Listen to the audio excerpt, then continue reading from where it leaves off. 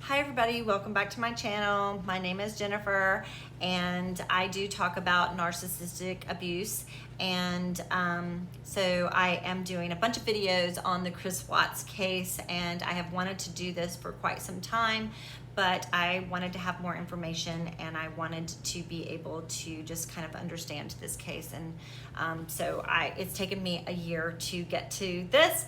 But thank you so much for following, and I'd love to hear your comments. I hope that you will like, share, and subscribe.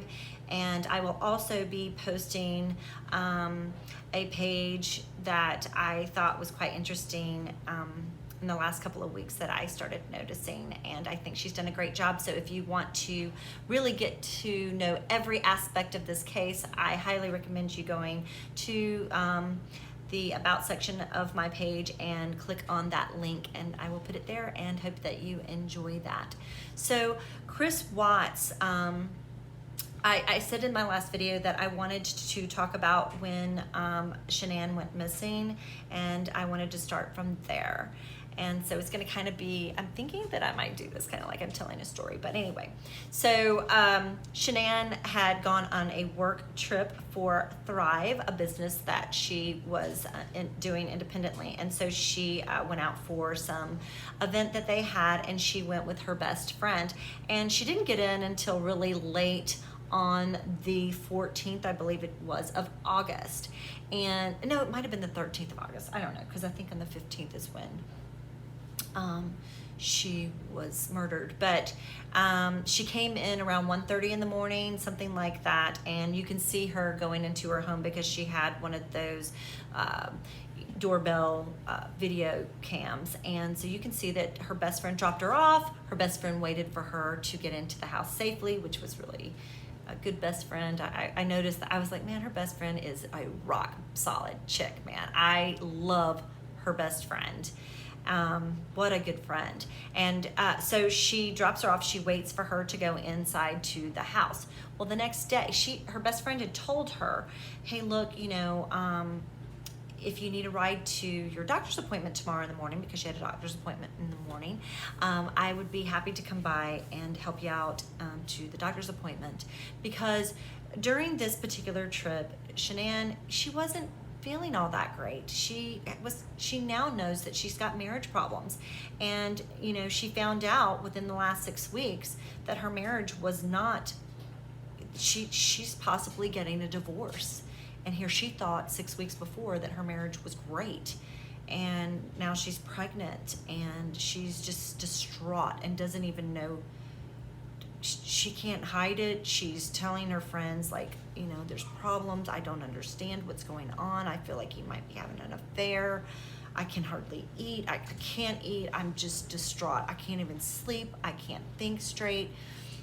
She's devastated.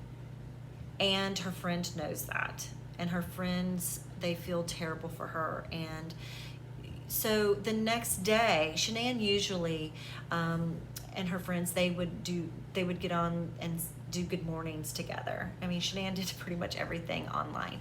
And so she didn't show up for the good morning thing, from what I understand. And they were like, you know, that's weird. Shanann's always like, you know, good morning, hi everybody. And her friend's like, okay, well, she's supposed to have a doctor's appointment at 9 o'clock. And so why isn't she on? And it's just kind of weird. It's not like her. They just know her. And so her best friend ends up going over to her house.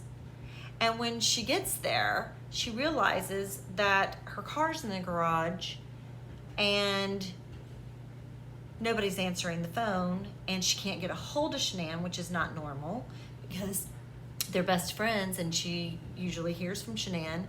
And she's like, something's not right. I know something's not right. So she calls Chris. Chris, I don't know, like, you know, what do you mean she's not there? And she's like, you know, well, the car's still here and something just doesn't seem right. And you know, she knows, this best friend knows her best friend, and that, oh man, I just love her best friend. I mean, we all need to have a best friend like this. This girl is like, something isn't right. That's my best friend, and I know her, and I'm worried, And what has this freak done to her? She has an idea that she knows her that well. Everybody does. Shanann she's a public person. And now she can't be found. Nobody can get a hold of her, period. She calls the police. I mean, quickly. Her friends know her so well. They were on it that fast. The police get there. Now, what I found interesting about this was, so the best friend, she's on it. She's like, nope, the car's in there. Her car wouldn't still be there. She had this appointment. She didn't go to her appointment. You know, the car seats are in there. There's no kids around. Nobody has seen her. I know all of her friends. She would have called the friends. I know them all. She's already called mom. Mom doesn't know where she is either. And so she wants to get in the house. And so, but she calls the police. The police come out, and she's like, she explains to the police everything. And she's like, I'm really concerned about my friend. This isn't normal. And the police cannot go into the house without permission from somebody who lives in the house. And even though the girl's like, well, I have the code, you know, mom said, you know, we could go in, and he's like, it has to be from Chris or from Shanann for me to go into the house, and tries to explain that kind of thing. And so he's like, she's called Chris, and, you know, he's supposedly on his way, but it seems like it's taken forever, you know, because you're worried about somebody. And if you're worrying or somebody's sick or something's going on, you know, minutes can seem like hours. And so finally, the police officer says, well, let me have his number. Let me talk to him. So he calls him up, and he's like, look, you know, I can't go in the house. Well, I don't even know exactly what he said, but basically he can't go in the house without Chris's permission. Chris says, I'm almost there. And he's like, well, how far away are you? And he's like, about like 5 minutes. That was a red flag to me. Most people would say, go in the house. If you were worried, if I was worried about my husband, any family member, friend, if they were in my house, I would be like, go in the house. This is the code. I've got a key hidden here. You go in and you figure out what's going on, because I would be completely concerned and worried about my family. He's like, I'll be there in like 5 minutes. He's all calm, cool, and collected. Like, you know, this is no big deal or whatever. And that's like, you know, and it's like he's completely disconnected from it altogether. And so, you know, they're waiting on Chris to get there. Then Chris gets there, and it's like lollygag, and then he comes up.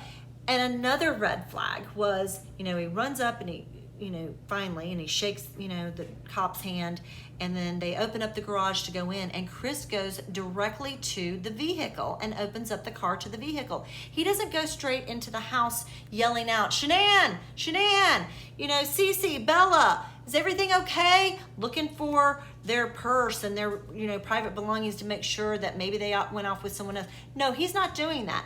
He is literally going in the car, lollygagging in the car, acting like everything's okay. Most people would be in a panic, and he wasn't. And you know why he wasn't? Because he knew where they were. And to me, that was a major, major, major red flag. Then when they went into the house, you know, he's just kind of sort of looking around. He's not acting worried or upset at all. Now, when the best friend finds her phone and her purse, she's like, her purse is here. Her phone is here. This is not, something's wrong. Her medication is here. She is like, something's happened to her, and we need to find out what has happened to her. So her, and I think it was her son, they were on it. Now they're over at the neighbors. They're getting the neighbors' video cameras. They were so on. I couldn't believe how on it they were. And honestly, I don't think if they were, it would have went as well as it did. I mean, because this was early on, and time is of the essence. Unfortunately, it was too late at this point because Shanann and the kids were already gone. But Chris, you know, did it bother him that the phone was, you know, there and the purse was there? I don't know. Like, you know, and he's just acting like, you know, she would have, you know, well, why are the sheets off the bed? You know, I don't know, maybe because the night before she came in, and he's making all these excuses, and he's just kind of talking like normal. The only time that he acted kind of strange was when her best friend, and I think it was her son, and maybe the neighbor now have this video pulled up from next door and is like, well, let's just see. And the only person that they could see leaving was Chris Watts, and him loading things into his vehicle. And it was at a very early time in the morning. And he did act very nervous during that, because I mean, he could clearly see himself. And I'm sure he was thinking, the gig is up. I'm getting ready to get busted. I don't know what they're gonna see on this video. I'm standing here, everybody's standing here. I'm sure he was sweating his pants a little bit then. But that was the only time I really noticed him acting strange at all, other than when he was on the porch and he was being interviewed, I guess, by the news, and he was saying things like, this I found is another red flag. This was the next day, actually. So the next day, the news is there, and he's saying, I miss, my family, and if something has bad happened to them, I just want them back right now. I miss them.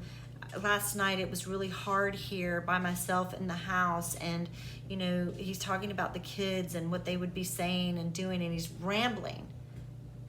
He is just, which is called kind of like word salad. It's like he just doesn't even know what to say, so he's just like rambling on.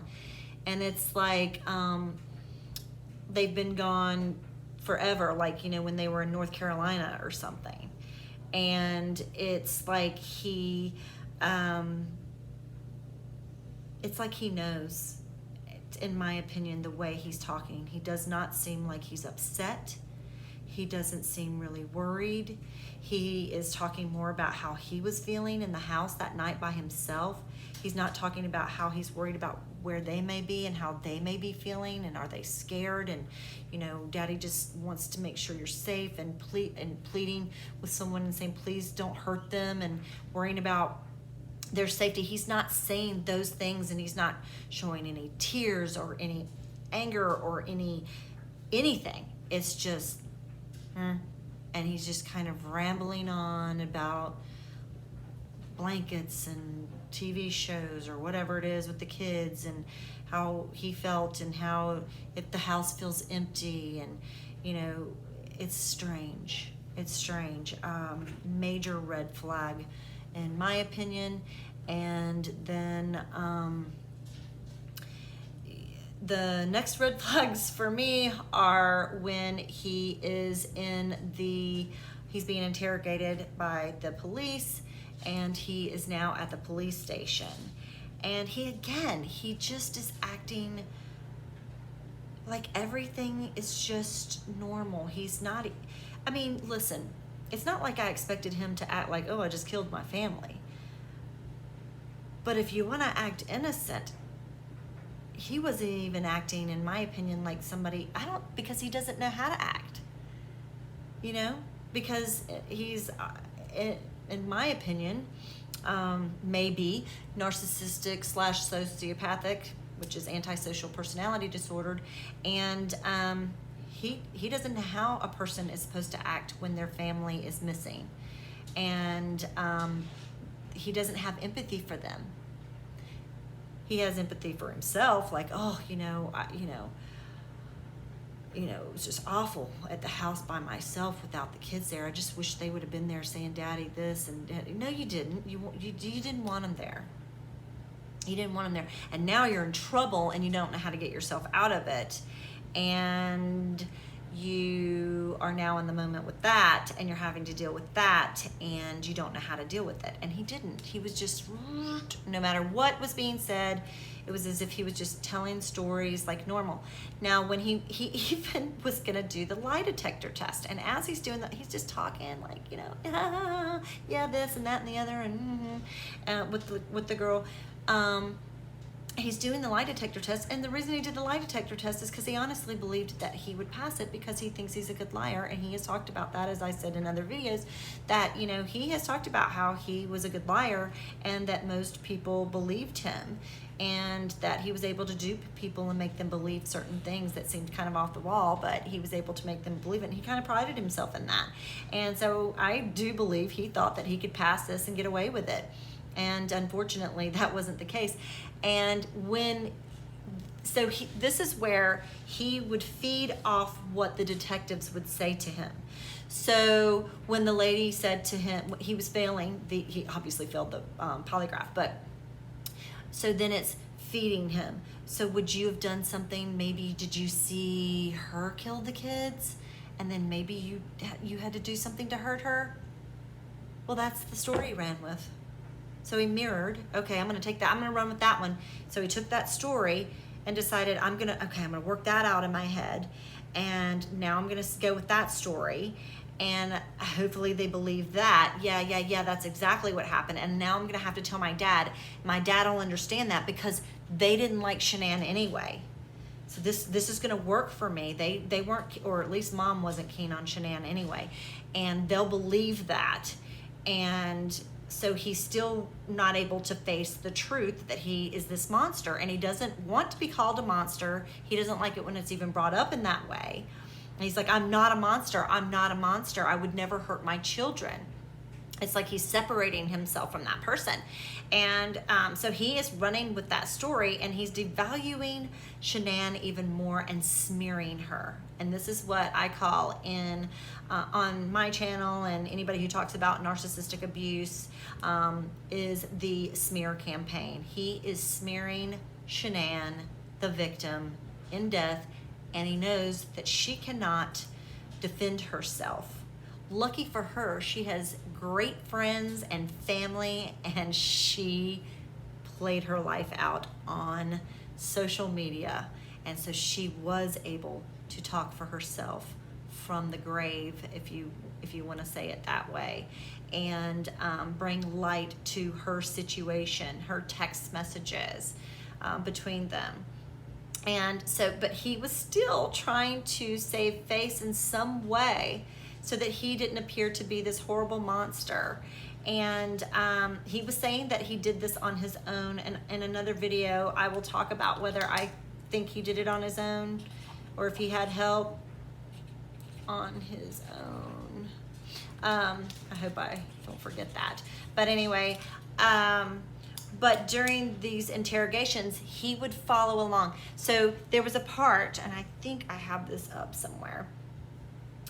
They were talking about the video from the neighbor and how they could see, him loading things into the car. And they were asking, listen, were the kids gone? Because they believed he did this. They're like, you did this. We believe that. I mean, they were trying to go on with, you did this. And they were saying, were the kids dead? Because now they know. Okay, so in this interrogation, now they know. So it was another one, interrogation. But now they know that he is the one who has killed the kids and Shanann. And so they're asking him, did you kill the kids before you left the house, or did you kill them when you got to the site that he actually dumped them all at? And he was trying to say that he killed the kids at the site that he had actually dumped them at. And they were like, okay, well, I was just wondering because, when we saw the video, it looked like you had gone in and out a few times, and maybe it was like you put Shanann in, and then maybe, and so they're kind of feeding him, hoping to get something out of him. And they're being nice to him, to try to almost act like his friend. And believe it or not, narcissistic people, they don't believe that they can be duped, but they can easily be duped. Because they believe what they want to believe, and if you're being nice to them and still treating them the way they feel like they need to be treated, and he doesn't feel like he's being treated quite like a criminal right now. It's almost like they're his friends and that they find what he's saying interesting, and so you know, he still feels like he's in control of things. And so they say something about that, and then he says something that the detective says something else, and then he goes, well, why was there, because he says, no, you know, they were not dead first. It was when we got to the site, which I don't know why he thought that sounded better or worse, but whatever. He was like, then you hear him say in the interrogation, why, was there a video or something?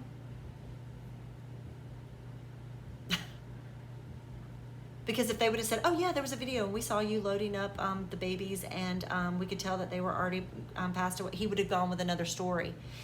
He needed to be led, and then he would kind of mirror and take on those stories and make it the way he needed it to work for him in the moment, because he couldn't accept certain things in the moment. It's like, you know, he's getting hit with lots of narcissistic crushes, lots of injuries, and he's trying to save face and not look like a bad guy. He still wants to look like the good guy, even if it's just that he's giving information. But I will talk about whether I thought he killed them before or if he did it at the site. He does talk about when he killed his family, and he talks about it as if he is having an outer body experience, or if it was somebody else who did it and he's just telling the story. But I will get into all of that in our next video. Please like, share, and comment, subscribe, and get the bell notifications for the next videos, and let's all talk about this. Many of you have been following this case for a really long time, and I would love to hear what you have to say. I am just now catching up. Until the next video, see you there.